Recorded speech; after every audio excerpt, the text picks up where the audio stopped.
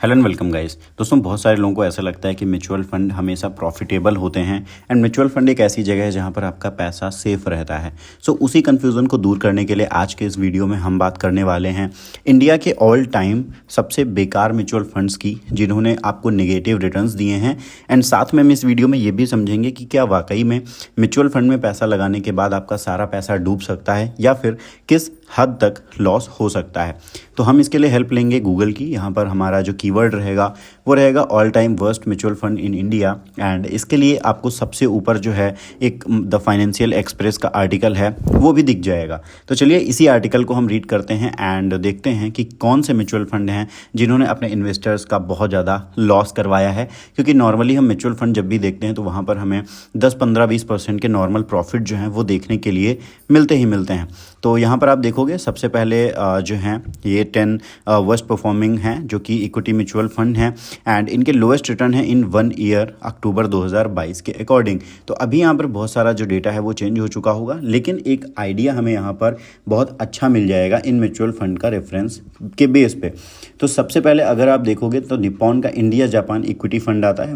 अगर हम निप्पॉन के बाकी म्यूचुअल फंड्स की बात करें तो ये काफ़ी बेहतर परफॉर्म करते हैं, लेकिन निप्पॉन इंडिया इक्विटी फंड एक बार अपने इन्वेस्टर्स का अगर आप देखोगे तो एक साल के अंदर 21% के आसपास तक लॉस करवा चुका है। -26 भी गया एंड -27.39 यानी कि -27.39 के आसपास भी यहाँ पर लॉस गया है। इसका मतलब ये होता है कि अगर आपने 100 रुपये इन्वेस्ट किए तो उसमें से 27 रुपये आपका जो है वो अप्रॉक्सीमेटली लॉस में चला गया। उसके बाद अगर आप दूसरा यहाँ पर देखोगे तो फ्रैंकलिन एशियन इक्विटी फंड है एंड फ्रैंकलिन का एक और जो है वो फ्रैंकलिन इंडिया टेक्नोलॉजी फंड है। तो यहाँ पर फ्रैंकलिन के दो आपको जो हैं वो म्यूचुअल फंड देखने के लिए मिलेंगे एंड इन्होंने भी आपका अप्रॉक्सीमेटली 25% के आसपास 24% एंड उसके साथ में दूसरा अगर हम बात करें तो 21% के आसपास तक लॉस करवाया है।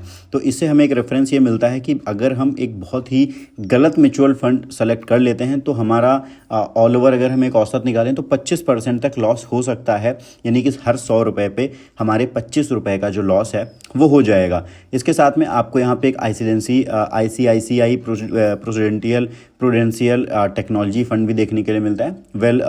अगर आप ये केवल ICICI प्रूडेंशियल फंड दूसरा देखोगे नॉर्मल जो है वो काफ़ी बेहतरीन परफॉर्म कर रहा है, बट ये जो है ये टेक्नोलॉजी फंड है एंड इसमें भी अगर आप देखोगे तो -18% तक के अप्रॉक्स -19% अगर आप देखोगे तो यहाँ पर आपको देखने के लिए मिलते हैं। फिर आपको टाटा डिजिटल इंडिया का भी एक देखने के लिए मिलेगा। निप्पॉन का again India US equity opportunities fund जो है ये भी लॉस में है।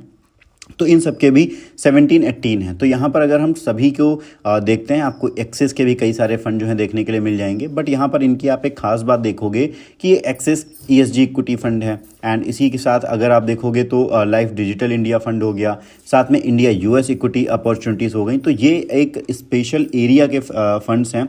अगर आप ये भी देखो तो ये चीज़ भी नोट करने वाली है एंड यही वजह है कि जब आप म्यूचुअल फंड सेलेक्ट करने जाते हो तो आपके लिए ये बहुत इंपॉर्टेंट चीज़ हो जाती है कि आप किस चीज़ के म्यूचुअल फंड में पैसा लगा रहे हो। आप टेक्नोलॉजी के म्यूचुअल फंड में लगा रहे हो, लार्ज कैप में लगा रहे हो, स्मॉल कैप में लगा रहे हो, ये सारी चीज़ें बहुत ज़्यादा देखनी पड़ती हैं। एंड यहाँ पर अगर आप देखो ये टेक्नोलॉजी फंड हो गया ICICI का, तो इन सारी चीज़ों की वजह से भी कई बार लॉस होता है। तो यहाँ पर आप देख सकते हो कि म्यूचुअल फंड में लॉस होते हैं। तो अगर अभी तक आपके दिमाग में ये बात थी कि म्यूचुअल फंड में लॉस नहीं होता है तो फिर आप गलत थे। एंड इसके साथ में अगर आपको ऐसा लगता था कि म्यूचुअल फंड में बिल्कुल पैसा डूब सकता है तो हाँ, वहाँ पर भी आपका लॉस हो सकता है, लेकिन ज़ीरो पहुँचने के जो चांसेस हैं वो कम रहते हैं। लेकिन अगर आप एक साल में 25% तक का लॉस बुक करते हैं तो ये बहुत बड़ा लॉस हो जाता है एंड म्यूचुअल फंड भी आपको अच्छा खासा लॉस करवा सकते हैं अगर आप एक अच्छी रिसर्च नहीं करते हैं। उम्मीद करूँगा आपको ये वीडियो पसंद आया होगा। अगर वीडियो पसंद आया तो वीडियो को लाइक करें एंड चैनल को सब्सक्राइब करें।